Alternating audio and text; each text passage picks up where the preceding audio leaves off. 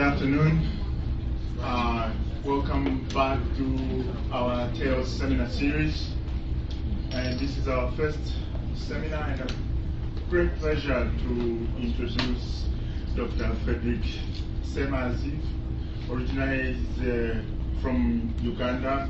He's been here for ages, just like I've been, but we never collided until like 3 years ago, and the person who got us together was his former PhD student who was happened to be writing a proposal. And but from there on, we've kind of managed to do quite a bit and write several proposals which didn't get funded, and some proposals which got funded. In fact, lately we're just almost trying to run away from being funded right now. But I want to give introduction to Fred. He got his bachelor and master's and PhD from the University of Nairobi. And I must tell you a little bit about the University of Nairobi. It's a very unknown university, terrible, not as good as the University of Dar es Salaam, just in case you don't know. Only people who are not geographically challenged you could laugh to that joke. I graduated from the University of Dar es Salaam and the University of Nairobi and the Dar es Salaam. So he got his PhD in 1983, and then he came to work at NASA Goddard as a postdoc, and then later on as an associate scientist. And after that, he went to I think that's when he went to WMO, and he worked in the Office of Climate Information Services. And after that, he came to North Carolina State University in the Department of Marine, Earth, and Atmospheric Sciences. I don't know how they managed to get Earth there. We failed to do that. And he's also affiliated with the Department of Mathematics, and that's where he's been since 2000. So he's going to be talking about the reasons for the decline of rain in East Africa, with the focus of the Lake Victoria Basin. And I'm excited. I want to hear more about this. By the way, for those people who have heard me joke about the modeling and talk about the East Africa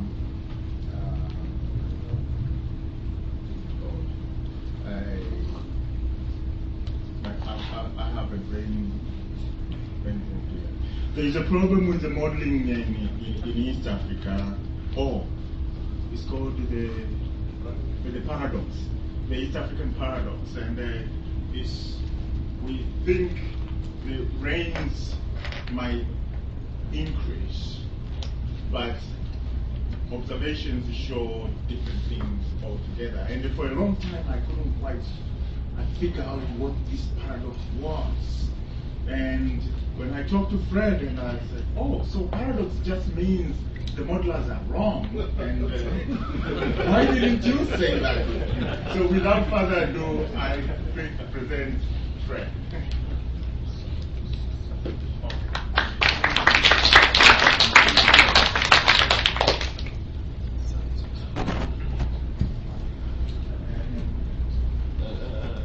Thank you very much for the introduction, that nice introduction. And it's also a great pleasure to be here at this beautiful campus, famous campus. This is my first time to come here, and I'm delighted for the turnout. I will, I think really I should thank Gina and for making all the arrangements, and of course Professor Kamazima, who is Kamazima Riza, who is my host. So today I'm going to be talking about this problem that has been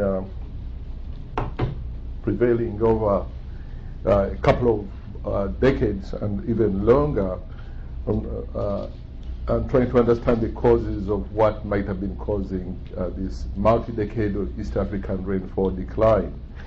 It is, so my outline, I'll give a little bit of background, in fact also talk about this umbrella large project which Dr. Riza referred about, the HYVIC International Project, under which this work, which I'm going to be presenting today, is being carried out. And then I'll talk about this, the gist of the talk, talking about the multi-decadal decline and some conclusions at the end. Can you hear me properly, or should I? Okay, thanks.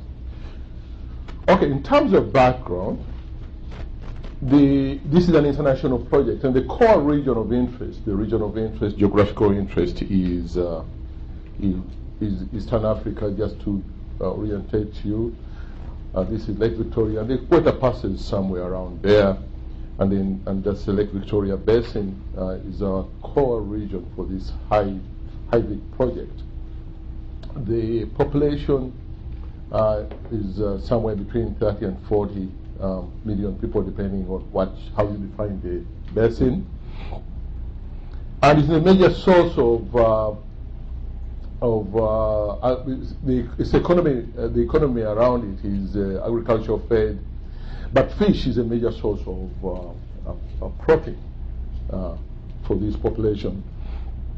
Lake Victoria also provides hydroelectric power energy and relatively inexpensive transportation. Another important aspect of geophysical significance is that this is the source of the Nile, and that over there, and then of course all the way to Egypt. I can't get the light come on.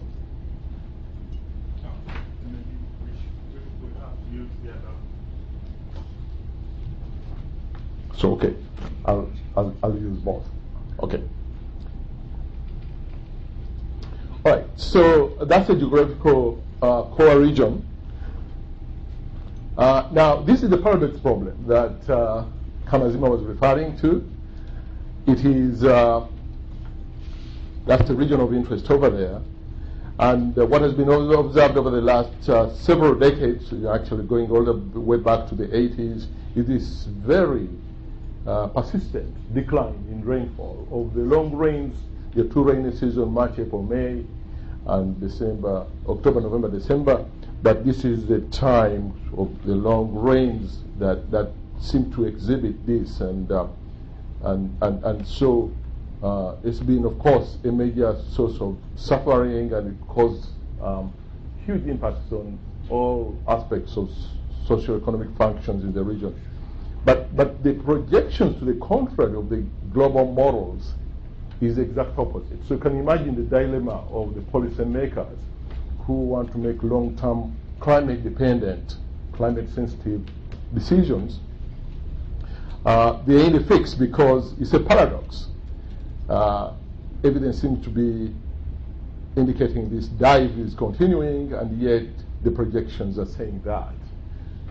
So this could have major implications on planning and sustainable development for the region for the next several decades. So the high-level science questions are these. Yes, please. Could you go back to that last one? Are there projections from the programs back to the 1980s? Yes. What did they? Yes, they all indicate. Oh, these ones, the ones which go back to 1980, they're actually a little bit more mixed in this case, but the majority of them seem to be suggesting some indication of that. They're not getting quite right, actually. And I think I'll mention the reason later on, which I could say now. The natural variability part of the GCMs is quite sloppy, as you know. And we think it has a lot to do with it. So they get that's not quite right, and then they don't get this answer right. And that also sheds light of how much confidence we should place on that. Okay, so the high-level questions are these here. And they're quite simple. You could have deduced them yourself. Whether indeed this reversal will occur and when it will happen.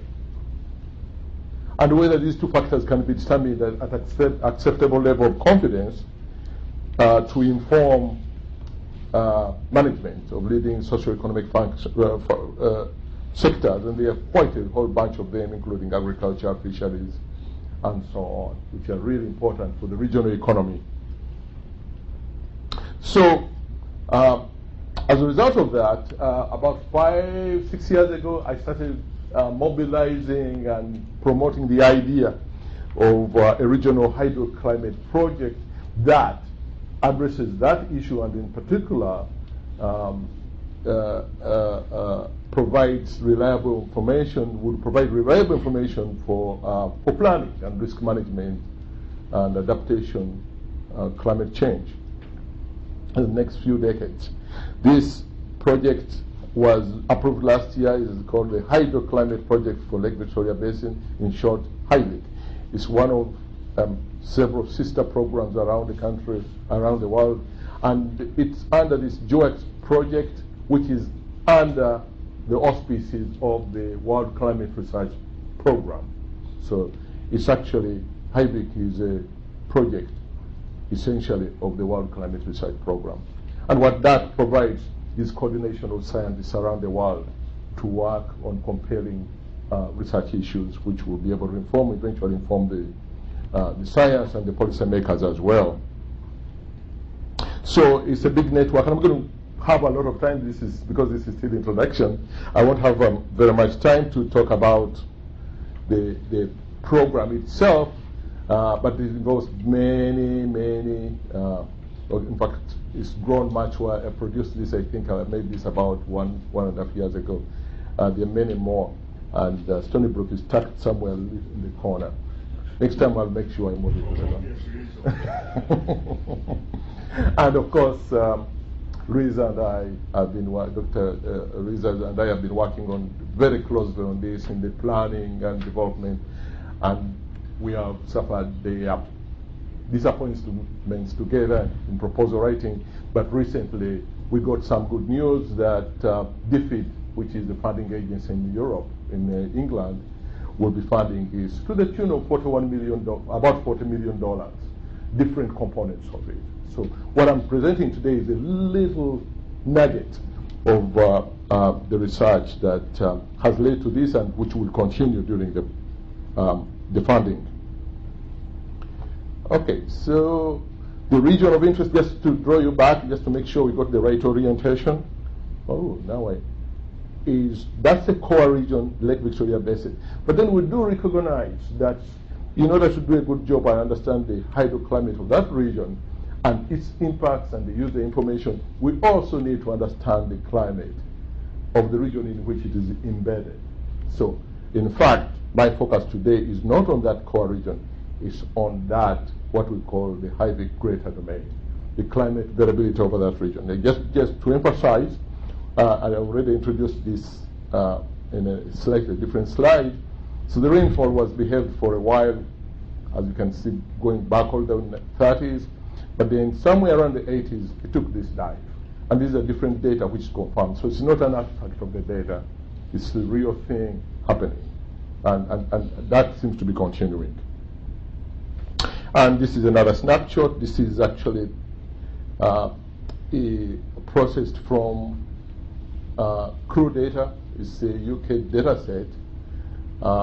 Again, showing a very clear evidence of this declining rainfall between two roughly decadal time periods. A more recent one and the previous one showing the decline is happening throughout the region. So now there is a major controversy going on right now as what is the cause of this. And until recently, there were two schools of thought. One of them advocating for anthropogenic sources. And that school essentially says that the warm pool over the Indo-Pacific Ocean is expanding. And that that I'll have a slide on that, and that is actually inducing the reduction of rainfall over the region. I'll show you a slide on that, which makes that a little bit clearer. But there's another school which advocates for natural variability, unlike the other one, which is really global warming. This is anthropogenic. This is natural variability that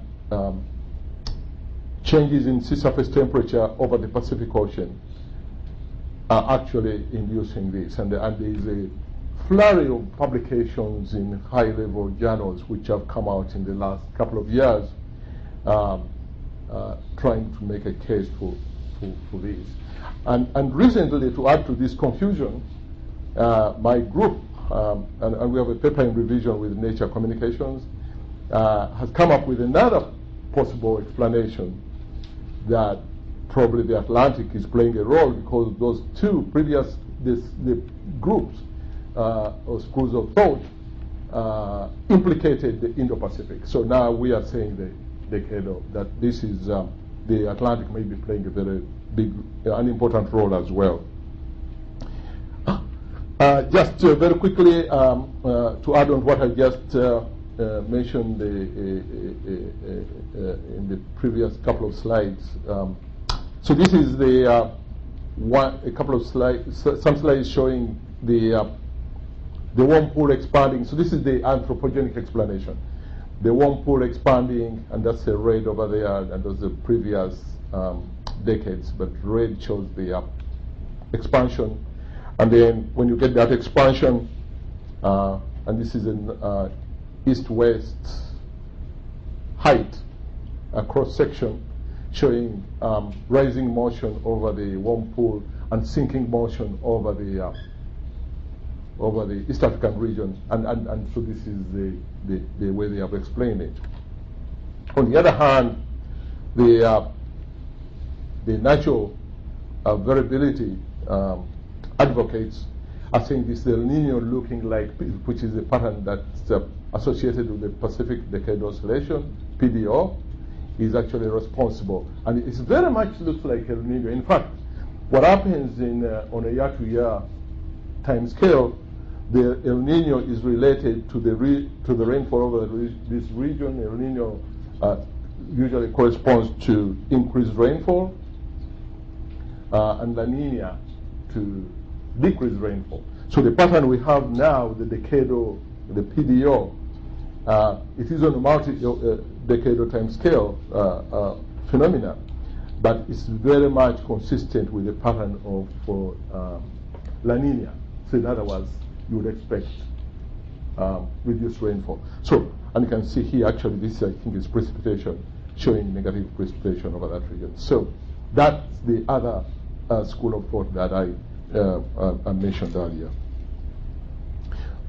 However, we are a little surprised, that we means my research group and I, that the Atlantic, knowing that it's a major source of decadal variability, multi-decadal variability, is not being implicated in this whole discussion. And that's, I'm just showing you the area where, for instance, this typical multi-decadal oscillation index, climate index, is calculated over, usually calculated over that large region, which goes through major oscillations on multi-decadal time scales, as you can see here, going back to 1800, so only a few cycles. But of course, it's also got higher variability, which is actually, that's more of the multi-decadal. This is multi-decadal. There are several multi-decadal oscillations. One really, really large, and then there are those that you are seeing over there. And so we are surprised that with this, knowing this, and the fact that MO also affects large swaths of the global climate, that is not being implicated at all in this. Furthermore, the other evidence which suggests that you might expect that connection to exist between East Africa and the Atlantic, and I'll just spend a couple of minutes here explaining one of them. So here what I'm trying to get across is an example of studies that have been done which show there is a strong connection between the Atlantic and or this multi-decadal oscillation and the Indian summer monsoon. And the way that can be summarized, this is a these are GCM simulations, and I hope I can go through this very quickly. All India rainfall, air, evolution, all India, so in short, air. You can see a control experiment where the SSTs don't deprived of anomalies. When you add on the MO, the positive MO, like the one we are going through right now, the phase we are going through now, results in increased rainfall over India, and that's of observation. So there's something else which, of course, maybe accounts for this. But AMO seems to have a positive effect on increased rainfall over India. So that's one thing, but that does not mean there's a connection with East Africa. That's India. The case I'm making is India here. So, however, the other studies, which is also indicate that there's this negative relationship between early cessation of the long rains over Eastern Africa and early onset of the Indian summer Asian monsoons. In this case, summer Asian monsoon, but it's of course for a smaller region will be also influence India. So, in other words, when you have early onset of the Southeast Asian monsoon, you have early withdrawal of the long rains in Eastern Africa. So there is a connection between these two, and there is a connection between the Indian rainfall and MO. So we would like to hypothesize that one should, at least, in the very least, explore the connection between the Indian or the Atlantic Ocean and the East African rainfall drought. And that's exactly what we did. I'm going to explain that to you. This is a study that is a group of my students are involved in different aspects of it. And as I said, it's under review now. It's been revised with Nature Communications. We hope we'll be done with it soon. In fact, the problem which I think this paper could have got published earlier, but we have done a second revision. The problem we run into are those two groups that I was talking about, the anthropogenic and the natural variability. We had all of them on the same review. You could tell who was who, and they are both tagging the opposite ways, and so. But I think we got them tired. We will be able to get it published. So here is very quickly, if you do a composite, this is now a simple composite. If you do EOA for average rainfall over the region, over the East African region, you see this trend of decreasing rainfall going all the way from the 1950s. Different data, or you take empirical orthogonal function analysis, calculation, time series, whichever you look at index, you'll get this decline over the March, April, May. This is the entire season. However, if you look at and we're going to focus on that cessation part of it, because we know that cessation which was related to the Indian Ocean, to the Indian subcontinent rainfall. So our focus and hypothesis is really focusing on that end part of it, not the entire season. We are claiming that, in fact, the variability is really different if you look at those two, which is really amazing that you're talking about the same season, but one is really very monotonically decreasing, but the other one oscillates. The very same season. So this speaks to the one caution that when you are looking at rainfall over that part of the world, the first cut you may actually average over the entire region, the entire season, but it may be useful to also look at the individual parts or segments of the season, because it may actually convey different additional useful information. This is the empirical orthogonal function analysis based on for the two seasons. But the only message here is that it's affecting the entire region. That's the message from there. So what is the relation between this and MO? So MO, you could compute it around the entire box, here, as I showed you here, the traditional MO index, or you can actually compute a correlation between the region of interest, in this case Eastern Africa, and SST, and find regions of significance or highest highest correlation. We did the both. And so what I'm showing here is the AMO index, or the other one, if you just average over that little box where you have the highest correlation, you still get the same signal. But the important thing here is that when you compare it with the rainfall, you see this out of phase relationship. In fact, this is consistent with the fact that in the recent years, when the MO index has been going up, the rainfall has been coming down. There's some indication of a recovery, but we're not sure whether that is data or not. The other issue you deal with here is discrepancies due to the data, but it seems to be this opposite out of phase relationship between these two phenomena: the rainfall over Eastern Africa and the MO. So the question: what is the connection between this in terms of what is it making it possible for the two regions to communicate with each other? And so I'm going to show you a simple result that's coming here. This is just a composite of the 300 millibars. So 300 millibars is about where 10 kilometers and probably more, and slightly more probably. Height, geopotential height. So the mass field, and it can show, you can see a very clean, nice standing Rossby wave, stationary Rossby wave. That starts out in the Atlantic, in the region of the MO, and then extends all the way across North Africa into the East African region. So this was actually a pleasant finding, because this is rare that actually nobody had mentioned this before until we came across it. The one we knew is this one, that there is a relationship between MO and the Indian and Southeast Asia monsoons through that component of the split wave. So in other words, MO produces a split wave at this time. This is the May time frame of the year. A split wave with long extratropical component of it affecting that region. But then also our results show this new wave, the short wave tropical component, which extends across Africa, and which we have been investigating as what its relationship with the East African rainfall. The one thing I'd like to point out here, which is interesting, is that in fact it's not as simple as just looking at that wave.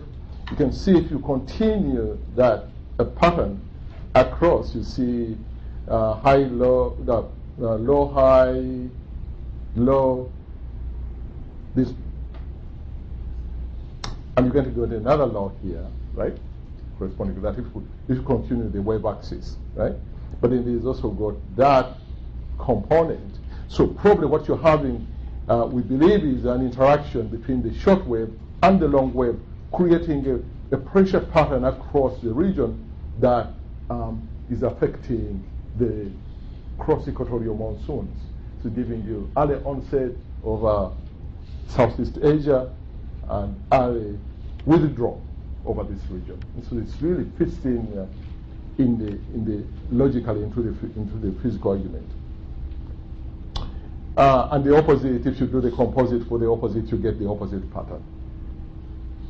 So I just want to show a little bit more in terms of this is the wind corresponding to it. Interesting, this is, I'm showing you the 850 millibars near the surface and high above up there, the wind. You can see the circulation corresponding to the wave geopotential that I showed you. But there's also an interesting thing here, that you get this upper level flow or current linking the Mediterranean Sea and the East African region. There's always been mentioned in many papers that there's a connection. It looks like what we're finding here, that may be one of the connections, that is actually part of a Rossby wave, a stationary Rossby wave that is in those two adjacent regions of a high and a low. Between them, they produce that jet.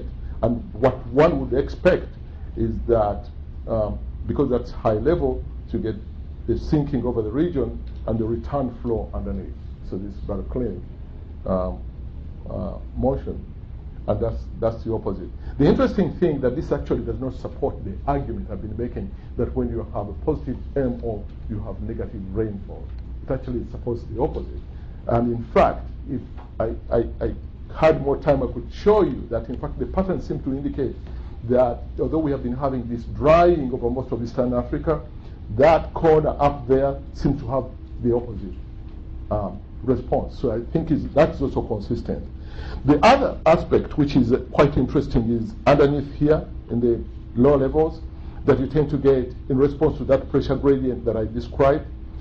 In the wet composite, when you have in the wet composite wet rainfall phase for corresponding to MO, you have that cross-equatorial flow, which tends to reinforce the ITCZ and then gives you more rainfall. And then we see the wind pattern reversing for the dry case. So that's also consistent with the general framework we're trying to advance. One other interesting thing I could say, in fact, especially in this audience here, is the circulation low level I've just described. Then one would expect that, and we see here that again, evidence of that corresponding to the cross-equatorial anomaly flow, which is towards the southeastern Asia, you would expect upwelling to be associated with. And those are the blue colors you're seeing. So it actually tends to be associated with the upwelling, and that upwelling would be expected to reduce the relative humidity because of the colder temperatures. And therefore, what that effect would have is to deprive the interior of moisture, and so that effect we believe could also is consistent with reduced rainfall. And you can see the opposite there when we have downwelling and the corresponding warming that would be consistent with wet conditions. So there are a number of factors which are going on here which are related to this Rossby wave. The upper airflow I've described, the cross-equatorial flow that it enhances the ITCZ, and the upwelling which is influences the region through the moisture supply. Okay, and this is another piece of evidence that based on calculation of the vertical motion for the low phase rainfall and high rainfall phase, in terms of this is longitude and this is latitude, and then you have height. So East Africa is somewhere here, and this is the Red Sea, just to give you orientation. This is the Mediterranean Sea, and a little piece of the South America. And we find that when you have low rainfall, it's consistent with these red colors, which is positive here, but we're talking about, this is omega, the pressure vertical field, which is the opposite. So you get the descending motion over the region. Descending motion over the region. But you also have the diagonally opposite here. This is the other region where I talked about that current that connects the Mediterranean and Eastern Africa. When you get sinking, it's opposite actually, and you see that evidence of here when you actually examine the vertical motion field. There are a lot of interesting things here, but I don't have time to go through that. So the conceptual model that we are advancing is this one, just to trying to summarize what evidence we think we have is suggesting is that what's happening is we have, when you have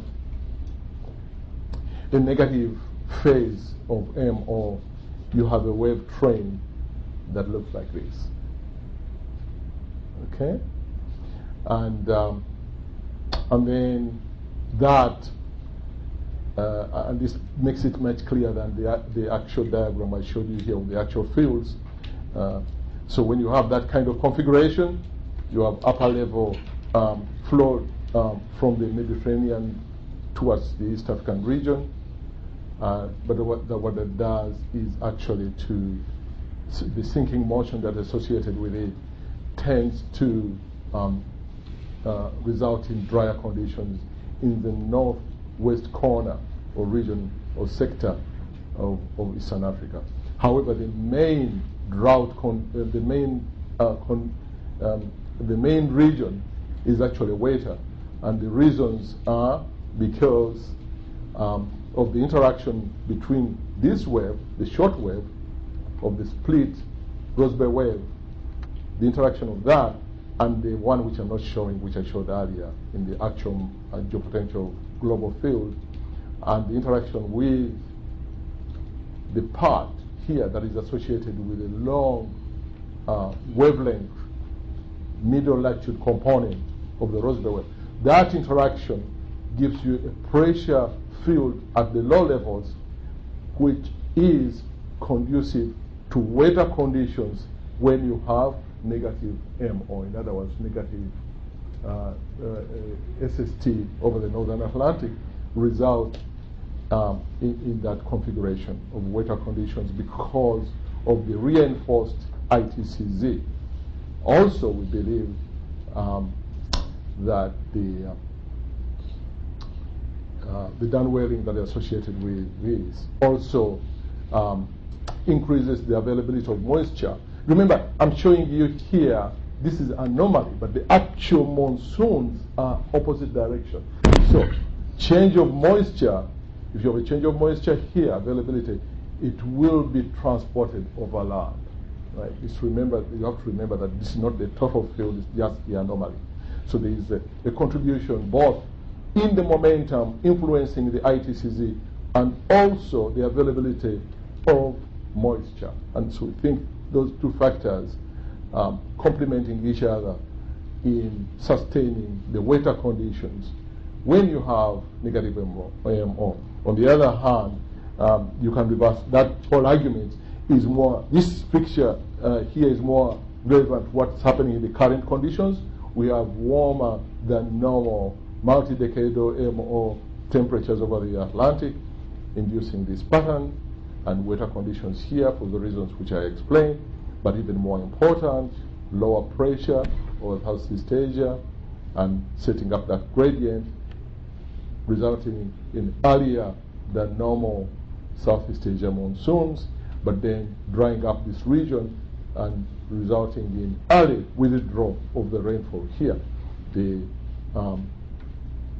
upwelling will tend to correspond to reduced moisture availability, and because the flow at this time is convergence over this is the rainy season, so you have convergence over this region, so the background flow will transport that air deprived of moisture into the region, and then compounding the drier conditions in addition to the effect of the momentum. So we think that's what's going on. So in conclusion, I'm going to say that, so there's no doubt with this persistent drought that is going on for the March, April, May, long rains, and it's been happening on multiple decades time scale. But so far, little has been said about the potential role of the Atlantic Ocean. Most emphasis has been on the Indo-Pacific influence. So in this study, we show diagnostically, and this is association work, so by association, statistical association, we believe that this previously unrecognized stationary wave emanating from the Atlantic Ocean is contributing to the sustained cessation of the East African long rains. And I want to emphasize that at this point, the cause and effect case has not been made yet. So that will be our next phase when we are now started modeling studies to try and understand the causality that is involved in this. But that will involve also including study of the other sources of variability which has been suggested for the Indo-Pacific, emanating from sources from the Indo-Pacific Ocean. So the modeling study will not only be Atlantic, but it will include those and carry out a comprehensive comparison of the two sources. And so this, we believe that this MO is indeed a key factor, and it tends to dominate during the cessation of the rains.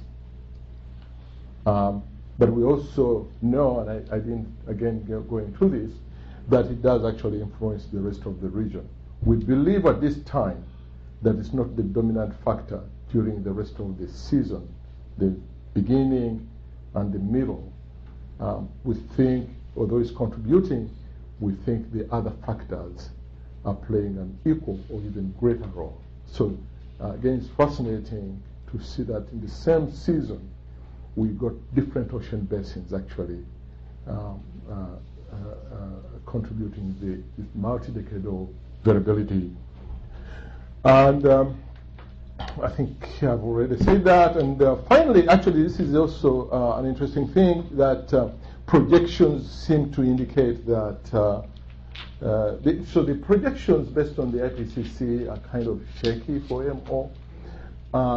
But I think the balance of the evidence that there's some skill that is beginning to be demonstrated for making projections of this natural variability. And at least I know one or two papers which have actually made a really strong case that the MO will continue for the next couple of decades. If this is the case, then based on our study, and again it's a statistical study, there is a suggestion here that the continued MO, if it does it for the next couple of decades, it will contribute to prolong the ongoing drought conditions. Thank you.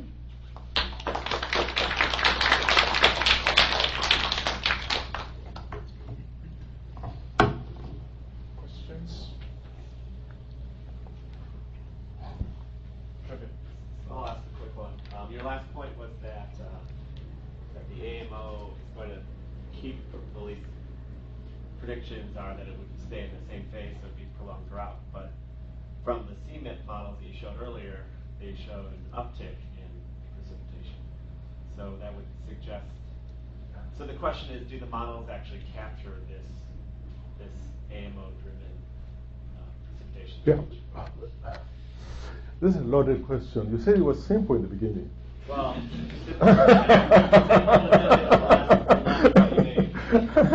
so I got a couple of, I think, answers to this. One is, number one, what I showed you there was the cessation part of it. What I showed in the beginning, there was two graphs which go the opposite way. I have to qualify that that is the whole season, right? So we have to be careful there. And but the other, I think, response to that is that if you look at the CMIP models, they are all over the place in terms of MO.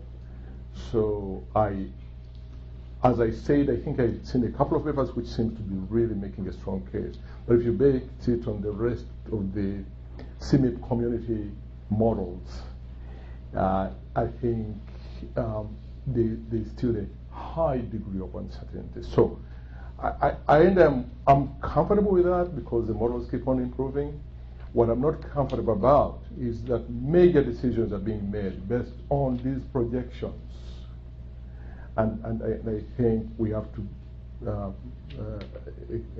apply sufficient caution in using those projections as they are now for making decisions.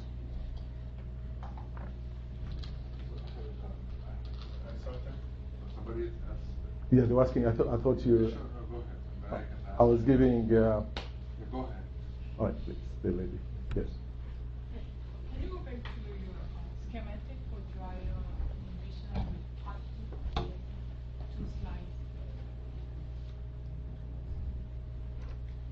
Go. Yeah, this one. So it seems to me that this anomalous condition is very similar with the total condition, with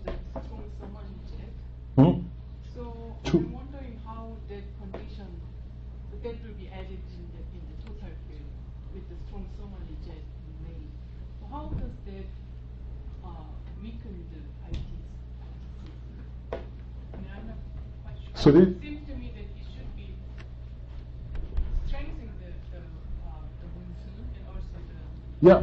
rainfall. So this strengthens the monsoons out here.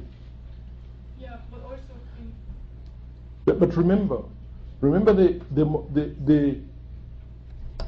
end part of that long range, the March, April, May, the circulation that gives you that pronounced rainfall is convergence of the north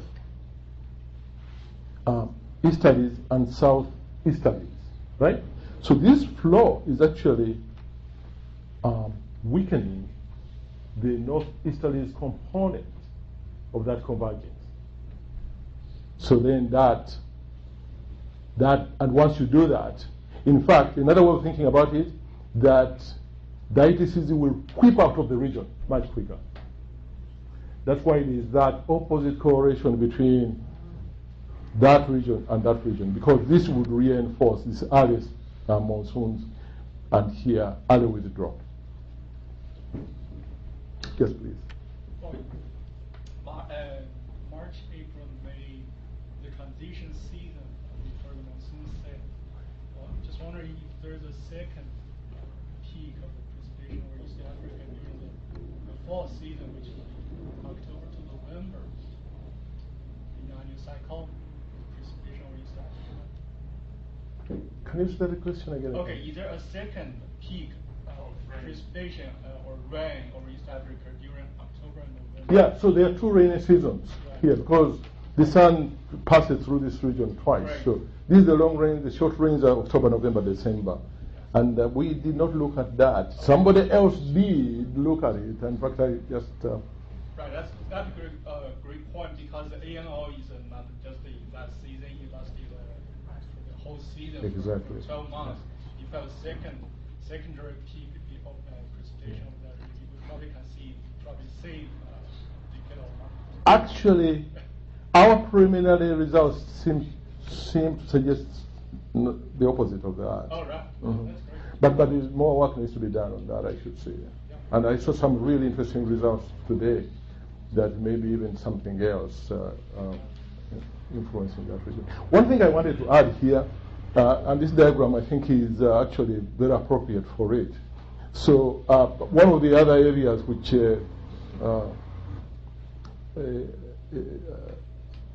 earns my living is regional climate modeling. So there is a program called Codex. I don't know whether you've heard about it, some of you. So this is an ensemble regional climate simulation where many groups run simulations over the same region and downscale the IPCC, GCM runs. And that region is exactly, somewhere here. That's the boundary. So that, you can see the choice of that boundary may have not been, they didn't know, may not be very suitable for this kind of thing because very likely it's going to break up that way. And in fact, our preliminary, again, we have been looking at the Codex and trying to understand the results of the Codex ensemble in context of what I've been describing here. And we find that those models which preserve this are the ones which do a better job for the cessation, which kind of is another piece of evidence of our work. But also, we find that one model, which is, we were talking about earlier, one model which is a global model but with stretched coordinates, so it does not have these artificial lateral boundary conditions, seems to be doing better than the others, not only in reproducing that, but also in the actual rainfall amount. So I think even these results have implications for modeling as well. Yes, sorry. So this is about what you mentioned about the relationship of this wave with the South Asian monsoon. Yes. So you mentioned it influences the onset of the monsoon. Yes. But the diagram you showed, I thought, was about the amount of rainfall. So the onset of the monsoon is a different parameter. Oh, yeah, that's a... I'll go back. So just for clarification. No, actually, I'm glad you're asking that question because then I can say more about it. Oh, sorry. This one, right? See, if you look at this diagram here, you see there's also time down here. It looks like, so what they have done here, in fact this is a better one. So what they have done here is split the contribution from the extratropical MO and the tropical. You can see the tropical influence is early. I see. The extratropical, the other way, is actually later. Okay. And then the overall effect is somewhere a combination of those two. All right. Yes, please. Could you run back to the slide you were on?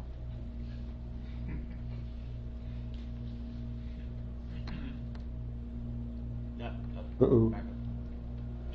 There. That one, now that hypothesis shows the drier conditions in the area, but it also shows or hypothesizes wetter conditions in what my Google Maps tells me is like the border between Sudan, South Sudan, maybe a little bit of western Ethiopia. Mm-hmm. Are there any records, are there any rainfall records from that So, area? so we have done actually, yes, we have actually analyzed that and shown that, yes. So it does show. It does show that, yes. That it's wetter. But it doesn't mean we got the right explanation. Yeah. It's consistent. But at least it's consistent. Yes, it's very consistent. The real, in fact, out there, outside our box, things look more interesting than our box. We feel like we should step out. Yeah. Yes, please. I think you started by mentioning there's the other theory of the decadal variability to the Indo-Pacific. Right. I'm curious whether you can tear apart, any way you can tear apart these two hypotheses based on What we've done? that idea of Indo-Pacific Right. causing the drier condition here Right. as a part of video or whatever Yeah. versus whatever you have in AMO. So again, I'm going to emphasize that they did it for the entire season, so they mixed up things in this case. But our results seem to confirm that there is something in what they are saying. So there is influence from that region. But for this particular part of the season, this is the dominant part. So, yeah. So in fact, if maybe I could add to your question of what our speculation was when we were starting off, we thought, when we were somewhere in the middle of this study, we thought that there would be maybe a comparable contribution during the end cessation. But actually, during the reviews, the review process and the more results we have produced, it is really shown that the contribution is very little from the Indo-Pacific for the cessation part. So there's a real separation. There's another study which has just come out in Journal of Climate. It's not looking at the climate change, the long multi-decadal, but which clearly shows, let's step back a little bit. The prediction for this season, March, April, May, has been very elusive. For the October, November, December, because it's related to El Nino, it's much more predictable. But this predictability has been very, very poor. This study has shown that if you break up the season and look at it, the cessation separate from the earlier part, you get much more predictability. What I'm thinking is what's happening even in the inter-annual time scale, something similar, that you have different factors into play. But by combining everything, you are really diluting your chances of success. Yes. Okay. Thank you very much. And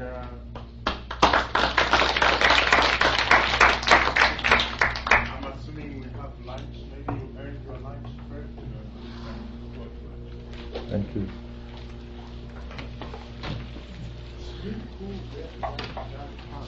But my question, I really enjoyed it. Thank you very much. my question to you is, what's the role of NNU versus AMO? That's what is studied. So we don't see. I will put my money on NNU. We don't.